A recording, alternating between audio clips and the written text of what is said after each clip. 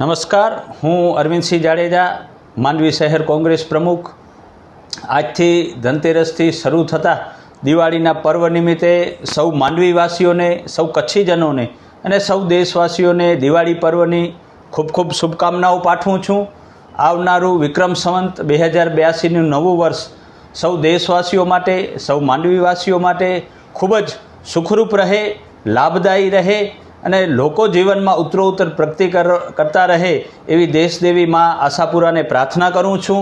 અને આવનારું વર્ષ એટલે નગરપાલિકા અને ચૂંટણીઓનું વર્ષ છે, તો આ વર્ષમાં જે પણ ઇલેક્શન આવવાનું છે એમાં માંડવીની જનતા જાગૃત થઈ અને જે લોકો માંડવીનું સારું કરવા ઈચ્છે છે, જે લોકો માંડવીની અસ્મિતા જાળવવા માટે થનગનાટ કરે છે, એવા લોકોને આપ મતદાન આપો।